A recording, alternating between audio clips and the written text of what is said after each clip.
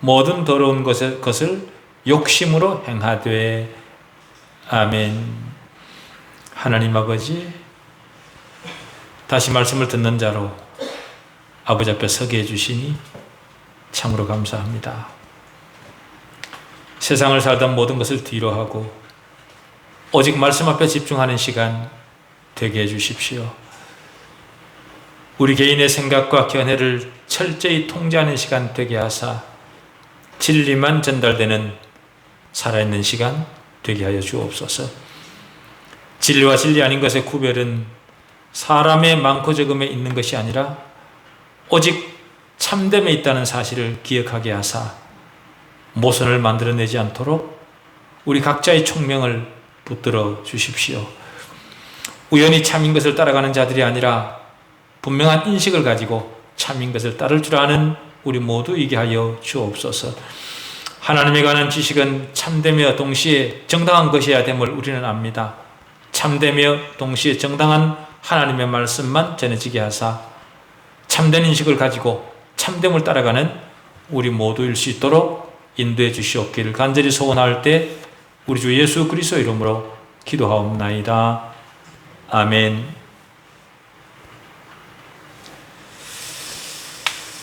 오늘도 우리는 17절을 중심으로 살필 것인데요. 여기서 특별히 문제되는 것은 우리 그리스도인은 전혀 새로운 사람이라는 것, 그리고 사람이 세상을 살면서 경험하는 것 중에 가장 심오한 변화인 중생을 경험한 사람이라는 것, 이 두 가지를 우리는 마음속에 중심에 두고 가야 합니다. 그래서 우리는 이 두 가지 사실을 내가 전혀 새로운 사람이다, 중생을 경험한 사람이다 라는 이 사실을 우리 삶의 가장 앞에 두고 살아가야 합니다. 수도 없이 말씀을 드리지만 그리스도인은 이전보다 조금 더 도덕적인 사람이 되기로 결정한 사람이라거나 교회를 다니기로 작정한 그런 사람이라거나 어떤 선한 일을 하기로 결심했다든지 어떤 그런 류의 사람이 아닙니다. 그리스도인이 되는 유일한 방법은 거듭나는 수밖에 없습니다. 그리스도인은 새로운 본성을 받았고 새로운 피조물이라는 사실을 잊어서는 안 됩니다. 이 전과의 단절을 통해 완전히 다른 사람으로 거듭난 겁니다. 사도는 바로 그 사실을 여기에서 적용하고 있는데 우리는 이 구절을 통해 우리 자신도 다시 한번 되돌아볼 수 있어야 할 것입니다. 사도는 17절을 증인석에 앉아서 선서를 하듯이, 그러므로 내가 이것을 말하며 주 안에서 증거하노니, 이렇게 이 말로 시작을 합니다. 분위기가 굉장히 엄숙하죠. 사도 바울의 입을 통해 전해지는 말이 아니라, 사도 개인의 말이 아니라 하나님의 말씀이라는 사실을 강조하기 위해서 사도는 뭐라고 얘기를 하냐 하면, 어떤 단서를 다냐 하면 주 안에서 라는 단서를 답니다. 주 안에서라는 말은요, 자신이 지금 말하고 있는 것을 하나님께 말씀을 드려도 전혀 꺼릴 것이 없다라는 겁니다. 하나님이 곧 내게 말씀하신 것이다 라는 거죠. 하나님으로부터 아주 분명하게 확증된 진리를 전하는 것이라 그 말입니다. 사도로서의 권위를 가지고 주님의 명령에 따라 전하는 겁니다. 바로 그 말씀을 우리도 지금 받고 있는 것이고, 그렇기 때문에 우리 역시 사도와 선지자들의 기초 위에 서 있다, 우리는 그렇게 고백할 수 있습니다. 하나님에 의해 영감된 말씀이기 때문에 사도들이 한 말은 하나님의 권위가 있습니다. 그런데 어찌됐든 여기서 사도가 증거하는 것이 무엇입니까? 아주 엄숙한 분위기로 듣는 자들의 태도를 긴장시킨 다음에 주고 있는 명령이 무엇이냐? 사도는 그것을 우선은 부정적인 말로 시작을 합니다. 이제부터 너희는 이방인이 그 마음에 허망한 것으로 행한 같이 행하지 말라, 하지 말라는 거죠. 물론 현대는요, 부정적이고 생각을 요구하는 것들을 좋아하지 않습니다. 즉각적이고 적극적인 것, 어떤 것을 하라 이렇게 얘기하는 것을 좋아하는 시대입니다. 그런데 여기서 사도는 하지 말라고 합니다. 사도가 하지 말 것을 먼저 말하는 이유는요, 우리가 해서는 안 되는 것이 무엇인지부터 배워야 한다는 거죠. 왜냐하면 사람들에게 이상적인 어떤 것을 제시하면 이상적인 그것이 목표하는 것을 사람들이 그대로 드러내지 않고 왜곡하기 때문에 하지 말아야 될 것부터 마음속에 새기고 해야 될 것을 인식하라는 겁니다. 어쨌든 우리가 해서는 안 되는 것, 그 첫 번째는요, 너희는 이방인들이 행하는 것처럼 행해서는 안 된다 입니다. 여기서 행한다 라는 것은요, 이방인들 삶의 전체적인 태도, 그 사람들의 전체적인 모습, 그 사람들이 궁극적으로 지향하는 지향점, 그것을 따라가서는 안 된다라는 거죠. 반대로 말하면요, 너희 삶의 태도가 그리스도의 복음에 합당하게 행하라, 그렇게 살아라. 너희 삶 전체가 그리스도의 복음에 합당한 삶이 되도록 해라, 그 말입니다. 왜 그런가 하면 우리의 시민권은 하늘에 있기 때문이다 라는 거죠. 삶의 보편적이면서도 상세한 모든 국면, 내적 외적 삶 전체에 있어서의 행함이 이방인 같아서는 안 된다는 겁니다. 그렇기 때문에 우리는 겉으로만 혹은 남들이 보는 앞에서만 그럴듯한 행동을 해서는 안 됩니다. 왜냐하면 하나님이 나보다 더 가까이에서 나를 지켜보고 계시고, 또 그런 이중적인 말은요, 그런 행동은 금방 탄로가 납니다. 아무리 감추어도 감춰지지가 않습니다. 그 전체적인 삶의 방식이 이제부터는 달라져야 된다. 이 말은요, 더 이상은 세상처럼 살아서는 안 된다 라는 거죠. 이전에는 저들처럼 세상처럼 살 때도 있었지만, 그러나 이제는 더 이상 그래서는 안 된다는 겁니다.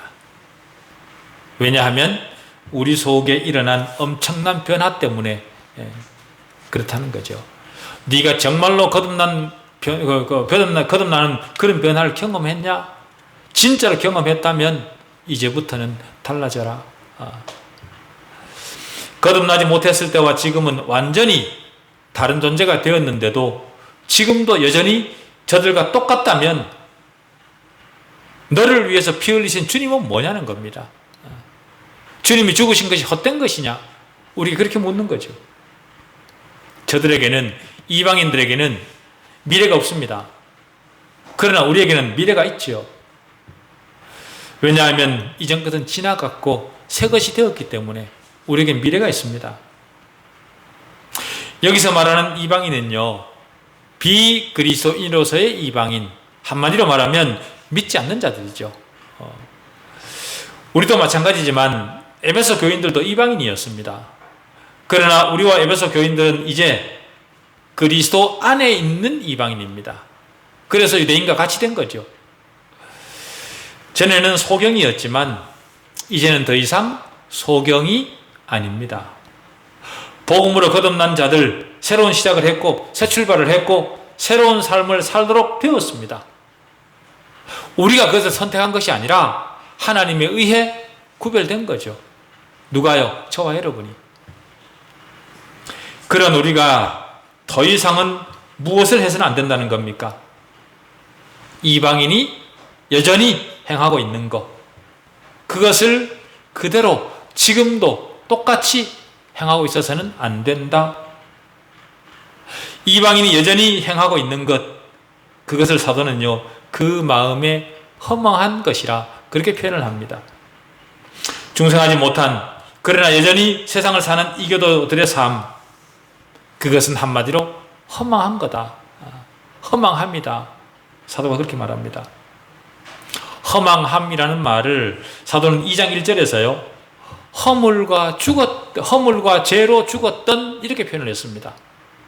그렇게 표현한 다음에 계속해서 표현하기를 그때 너희가 그 가운데서 행하여 이 세상 풍속을 쫓고 공중에 권세 잡은 자를 따랐으니 곧 지금 불순종의 아들들 가운데 역사하는 영이라. 전에는 우리도 다 그 가운데서 우리 육체 욕심을 따라 지내며 육체와 마음에 원하는 것을 하여 다른 이들과 같이 본질상 진노의 자녀였더니 라고 했던 거죠. 바로 그런 삶이 허망함이라는 겁니다. 2장 1절에서는 중생하지 못한 이방인들의 삶을 객관적으로 묘사했다면 우리 오늘 본문에서는요, 내적이고 구체적인 측면까지를 분석하는 그런 차이가 있지만 2장 1절이나 오늘 본문이나 그 내용은 사도가 말하고자 하는 것은 똑같습니다. 동일합니다. 우리는 여기서 그리스도 없는 삶에 대한 가장 완벽한 묘사를 대하고 있습니다. 그 마음의 허망함입니다. 이 말 속에는요, 거듭나지 못한 자들의 모든 상태가 다 들어 있습니다. 시대를 불문하고 거듭나지 못한 사람들의 공통점이 바로 그 마음의 허망함입니다. 시대마다 진리를 인식하는 것에 실패했기 때문에 세계는 점점 더 황폐해지고 있죠. 교회도 마찬가지입니다. 실제로는 거듭나지 못했음에도 불구하고 거듭난 자들을 흉내낸 교인들이 그야말로 현대교회를 점령했습니다. 흉내를 내는 교인들에게 점령당한 현대교회의 모습을 보면 거듭나지 못한 이방인과 별반 다를 것이 없습니다. 예.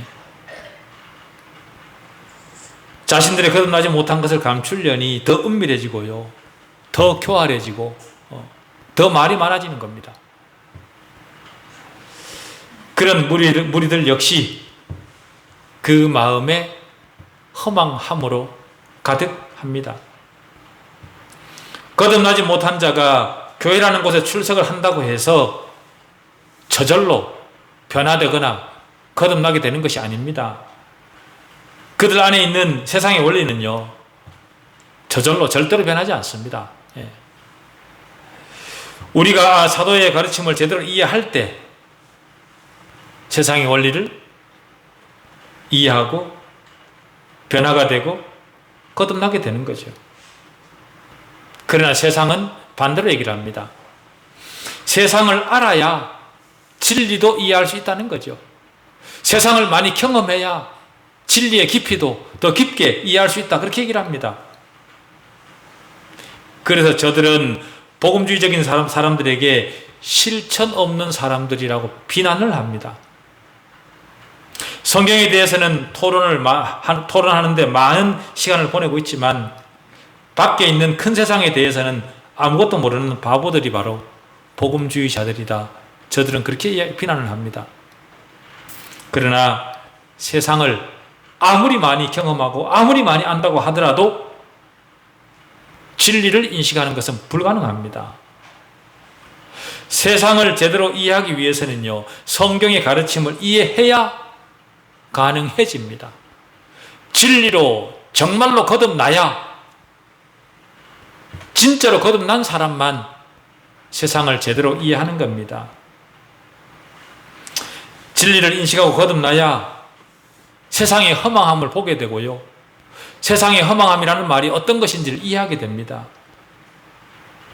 진리를 이해하지 못한 상태에 도덕적 사회가 처하고 있는 실패를 보십시오. 지금도 유대인들의 공회는 건재합니다. 거기서 여전히 탈무드가 가르쳐지고 있죠.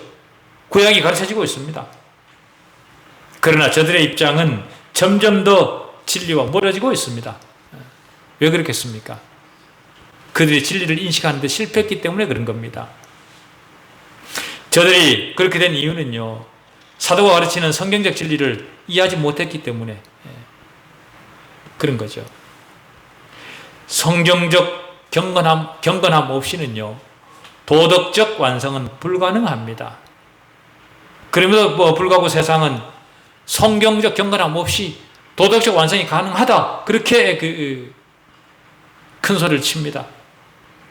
도덕에 관심을 가진 사람들이 나라마다 그리고 시대마다 얼마나 많았습니까? 그러나 저들은 참된 경건에 대해 관심을 두지 않고 여전히 자기들이 추구하는 이중적인, 위선적인, 겉으로만 그럴듯한, 남들의 눈에 보이기에 괜찮은 그런 생활만 하는 거죠. 세상은 성경적 경건 없이도 얼마든지 도덕적 세상을 만들 수 있다고 생각을 합니다. 그러나 세상의 역사는 곧 실패 역사가 아니었습니까? 그런데 거기에 무슨 도덕적 완성이 있겠습니까? 우리도 교육을 받으면서 여기까지 왔습니다만은 교육으로 도덕이 완성되던가요? 더 많이 배운 사람들이 더 은밀하게, 더 비도덕적인 그런 이유가 어디에서 오는 겁니까? 사도가 관심을 가지는 것은 이방인들이 왜 그런 허망함으로 살아갈 수밖에 없는가입니다. 교육적 수준은 세상의 발전과 더불어 더 높아지고 있는데 도덕적 부분의 확실한 하향세는 모든 세상에서 모든 사람에게 보입니다. 왜 그렇습니까? 우리 모두는 악한 것을 공공연히 비난하지만 비난하는 우리 안에도 비난받을 성향들이 가득합니다. 그죠? 복음의 임무는 세상을 단순히 비난하는 것이 아닙니다. 복음의 임무는 인류의 문제를 근본적으로 다시 생각하는 겁니다. 거듭 남의 복음. 그래서 구원을 주시는 하나님의 능력이 아니고서는 안 된다. 그것이 우리 안에 들어와야만 우리는 세상의 허망함으로부터 돌아설 수 있다. 사도가 우리에게 그렇게 말하는 겁니다. 가장 절망적으로 보이는 상황이나 해결이 불가능한 것처럼 보이는 문제, 그것을 근본적으로 해결할 유일한 길은 복음밖에 없다. 성경은 그것을 말하기 위해 기록되었습니다. 복음만이 죄된 우리의 구원을 위한 유일한 해결책이다. 그 사실을 알리기 위해 성경에 기록되었습니다. 그렇기 때문에 이방인을 위한 유일한 소망은 복음뿐입니다. 세상 사람들이 극렬히 지지하는 것들, 예컨대 교육이나 조직, 돈이나 다른 어떤 것으로도 이방인들의 마음을 새롭게 할 수 없습니다. 왜냐하면 사람의 심령이 문제이기 때문에 그 심령은 조직이나 돈이나 교육으로 되는 것이 아니라는 거죠. 사람의 심령은 악에게 지배당했습니다. 악한 심령을 변화시킬 수 있는 유일한 방법은 복음뿐입니다. 세상의 그 어떤 것으로도 되지 않는다. 그래서 사도는 이방인이 그 마음에 험한 것을 행한같이 행하지 말라, 그렇게 얘기를 합니다. 마음이라는 말로 사도가 의도하는 것은요, 우리는 마음 그러면 흔히 이지를 생각합니다. 마인드, 생각의 좌소를 생각을 합니다.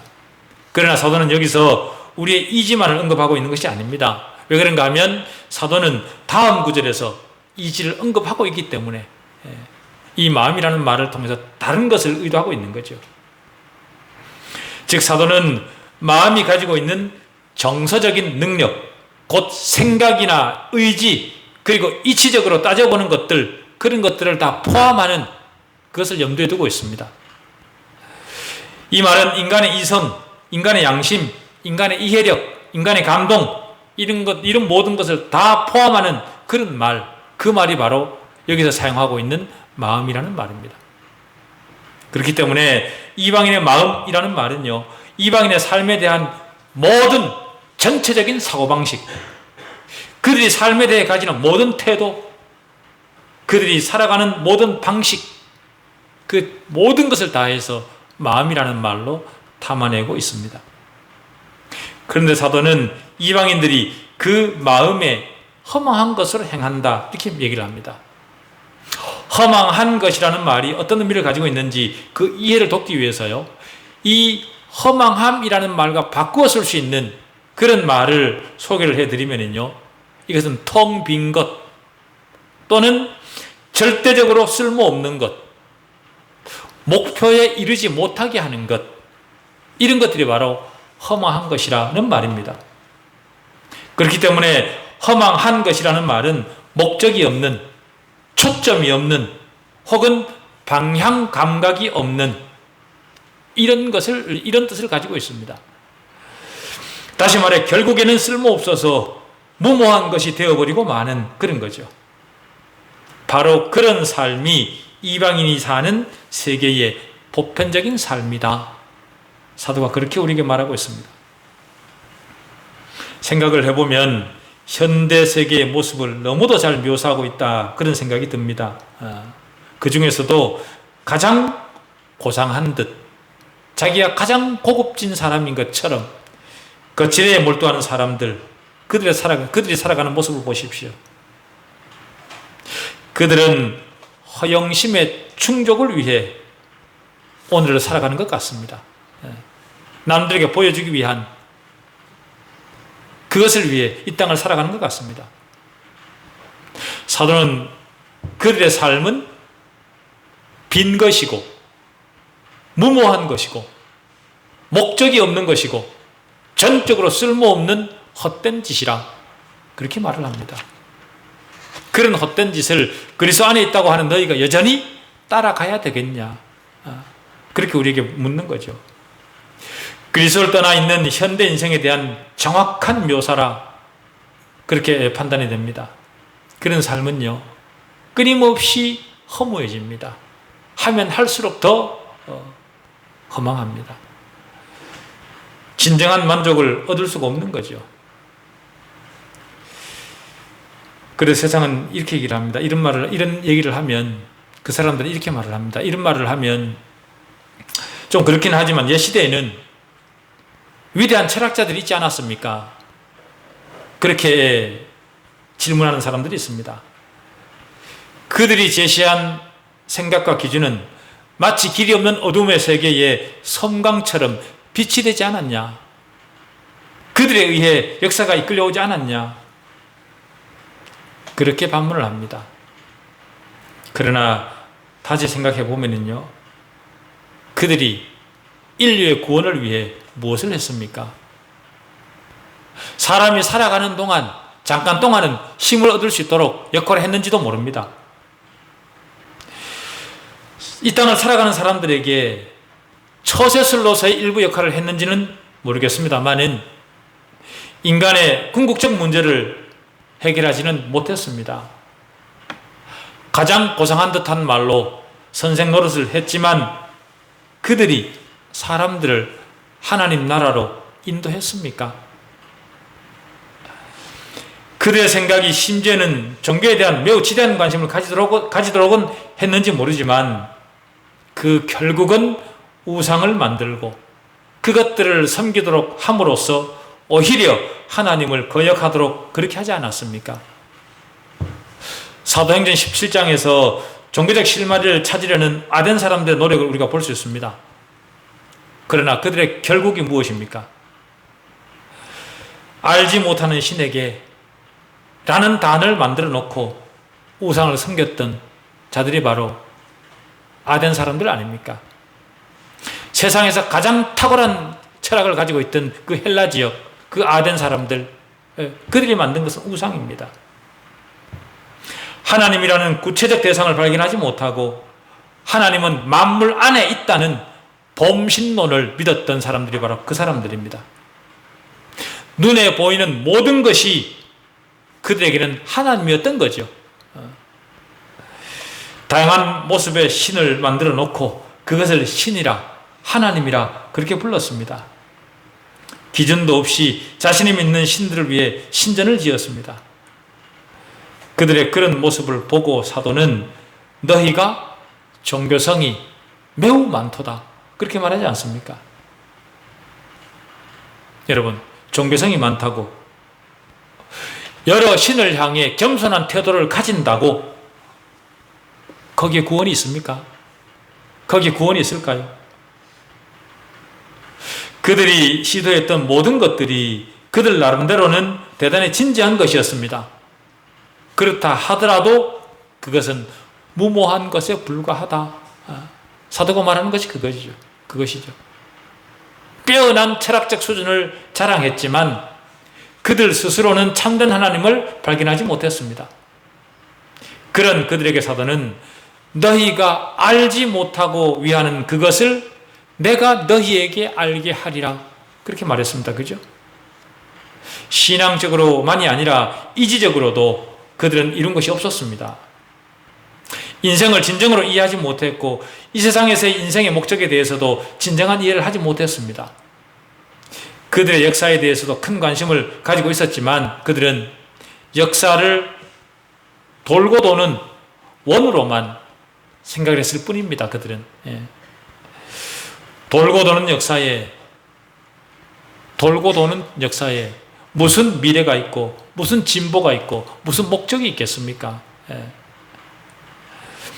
그들은 인생에 대해 성경적 개념을 전혀 가지지 못했습니다. 그래서 전도서 1장은 뭐라고 그럽니까? 그 사실을 너무도 잘 알았던 솔로몬은 이렇게 얘기를 합니다. 헛되고 헛되니 모든 것이 헛되도다. 뭐가 헛되다는 겁니까? 세상이 하는 모든 것들이, 하나님 없이 행하는 모든 것들이 허망하다라는 거죠. 그렇다면 죽음을 보는 그들의 관점은 어떻습니까? 이 위대한 철학자들, 그들은 죽음에 대해 어떤 개념을 가졌습니까? 그들에게 죽음은요, 단순히 끝에 불과한 겁니다. 그들에게 무덤은요, 그들의 마지막입니다. 그것을 끝인 거죠. 그중에 어떤 사람들은 영혼의 윤회설, 다시 말해 죽은 후에 다른 육체로 태어난다는 겁니다. 그런 윤회가 거듭된다라는 그런 철학만 만들어냈을 뿐 희망이 없습니다. 그런 사람들에 의하면 사람의 죽음 너머는 알 수 없는 상태이고 희미하고 부정확하고 음침한 어떤 것이라, 그들이 말하는 것은 그겁니다. 헬라의 신화를 읽어보면 죽은 후 그들은 음침하고 어두운 곳을 끝없이 헤매고 가고 있다, 그들은 그렇게 말합니다. 얼마나 불행합니까? 그것이 죽음에 대한 그들의 이해입니다. 도덕적 개념에 있어서도 마찬가지입니다. 로마서 2장 후반부를 읽어보십시오. 거기에 보면 우리가 생각할 수 없는 부패와 어리석음이 있습니다. 도덕적 시궁창 같죠? 로마서 2장을 읽어보면 그런 것을 향해 사도가 헛되고 텅 비고 무모하고 목적이 없는 것이라 그렇게 묘사하는 것이 지나친 묘사입니까? 그런 그들의 어리석은 상황을 철학자들은 철학적으로 정당화시킵니다. 만약 우리에게 그리스도가 없고 그저 플라톤이나 소크라테스 같은 그런 사람만 있다면 어떻게 되겠습니까? 우리 영혼이 어떻게 되겠습니까? 명석 한 척, 굉장히 좋은 용어를 가지고 떠들어대지만 결국 남는 것이 뭐가 있냐? 아무것도 없습니다. 말장난만 하다 끝나는 거죠. 어떻게 살아야 하는지는 물론이고 죽음에 대한 해답 하나 내놓지 못했습니다. 철학자들이. 여러분, 현대 세상의 삶 속에 우리 영혼을 위해 무엇이 있습니까? 인간의 궁극적 문제에 대한 어떤 해답이 이 현대 속에, 세상 속에 있습니까? 아무것도 없습니다. 그저 허무한 메아리만 있을 뿐이죠. 아는 척, 큰 소리 치지만 사실은 아무것도 없습니다. 그렇기 때문에 세상의 사탕발림에 넘어가면 안 됩니다. 지성적인 이익을 내세워 아는 척 하면서 우리를 현혹하는 말을 기라마 들을 필요가 없습니다. 예술이, 도덕이, 물질이 우리 영혼의 문제를 해결합니까? 우리 영혼의 문제가 해결된 다음에 그런 것들과 함께 살아가는 거죠. 그런 것들이 실패한 우리 인생에, 우리 영혼에 무슨 소망이 됩니까? 그런 것에는 우리 인생을 위한 소망이 없습니다. 겉만 번지르르 할 뿐이죠. 그리스도 없는 인생은 언제나 텅 빈 것입니다. 그것은 때가 되면 우리에게서 모든 것을 빼앗아 갑니다. 우리의 모든 것을 빼앗고 빈 껍데기만 우리에게 남겨줄 겁니다. 사도는 그런 류의 정신구조에 영향을 받아서는 안 된다. 거듭난 사람이면서 다시 그런 자리로 돌아가서 그런 류의 삶을 갈망해서 되겠냐? 사도가 우리에게 묻습니다. 여러분, 세상이 여러분의 흥미를 자극합니까? 세상이 자랑하는 것, 그것은 우리의 궁극적 목적이 아닙니다. 마음의 눈을 열어 세상의 허망함을 볼 수 있기를 바랍니다. 세상은 우리가 잠시 이용할 뿐입니다. 우리의 궁극적 목적은 하나님께서 주신 믿음이요 복음입니다. 복음의 무한한 빛 가운데 비추신 성령의 능력으로 우리의 마음이, 여러분의 마음이 밝혀지고 우리의 총명이 어두워지지 않기를 위해 기도하시는 남은 신앙 되시기를 바랍니다. 기도하시겠습니다. 하나님 아버지, 은혜를 감사합니다.